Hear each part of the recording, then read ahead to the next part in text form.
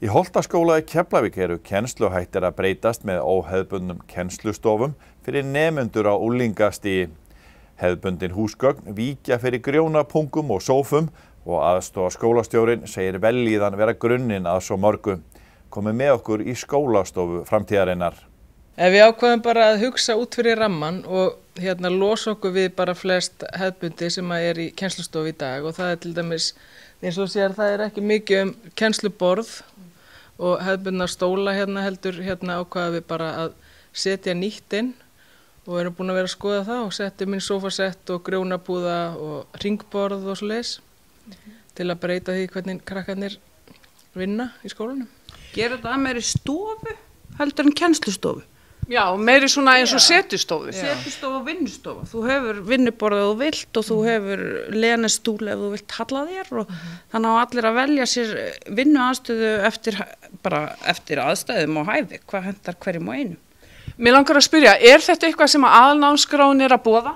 Já, samkvæmt þessum grunnstoðum aðalnámskránar þá er þetta ein af þeim, til dæmis með lýðræðið, að við erum búin að vera í samstarfi við nemendur að þróa þessa hugmynd og athuga hvað þeim finnst þetta og þetta hefur jákvæð áhrif og þau taka þátt í ákvarðanatökun og líka í hvernig við röðum upp í stofunar, bara það. Þau eiga til dæmis dundatöflun, hvað heitir þetta þarna? Ég þekki ekki nafni lengur. Töfluna. Það er aðgengi fyrir þau þar. Við erum með kennaraborðið aftast í stofuna því að taflan er þeirra. Þau geta skrifað á hana og nota hann sem vinnutæki. Hvernig finnst ykkur þetta að hafa komið út? Þið byrja á þessu í haust. Hvernig finnst ykkur þetta að hafa komið út? Bara strax fyrstu dagana tók ég eftir hvað krakkarnir svona dempuðust niður. Þau urðu rólegri, þeim leið betur í þessu umhverfi, þau urðu afslappaðri.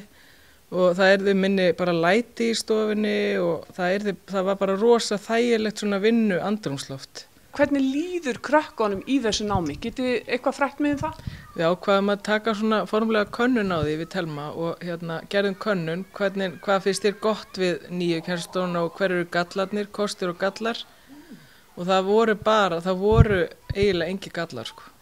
Gallarnir voru að vantaði fleiri tölvuborð og skólastjórnendur rættuðu því bara. Vantaði fleiri grjónapúða. Já, fleiri grjónapúða við bættu við húsgögnum, en kostirnir tvímælalaust bara í forgrunni. Þau töluðu sjálf þau myndu ná að einbeita sig betur, þeim liði betur, þau væru rólegri, það væri meiri svona vinnufriður í skólastofunni. Þetta voru svona helstu atriðin sem þau töldu upp. Ég bara trúi því að á þeim stað þar sem þið líður vel, vellíðan sé lykillinn að svo ótrúlega mörgu. Þannig að það fólk kemur inn í svona, þetta er 500 manna vinnustæður, ef við tökum það, að þó er svo mikilvægt að þið líði vel. Og það gerast bara svo ótrúlega miklir hlutir og stórir hlutir þegar þið líður vel í því umhverfi sem þú ert. Og þess vegna erum við svo opin fyrir því að þróa þetta einhvern veginn í þá áttina þannig að nemendur líði sem allra best í skólanum. En ég tek alveg undir það með, ég veit ekki hvort að maður sé alveg tilbúin í að setja þetta alveg á yngsta stigið, 1. til 4. bekk, hvort að breyta svona skólastofunni þar. En mér finnst þetta ótrúlega góð byrjun á þessari skólaþróun að taka unglingastigið og byrja á unglingastiginu. Þetta er mjög kósí, það er skemmtilegt að vera í fyrstu 2 tímum til dæmis, þá maður ekki að setja í stólnum og eyðileggja sér bakið.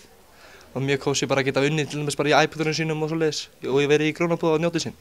Hvað finnst þér íslensku námi? Ég sé að þið eru að læra gömlu Íslendingasögurnar, eru að lesa í þeim og vinna verkefni úr þeim. Hefurðu áhuga á því sem þú ert að læra?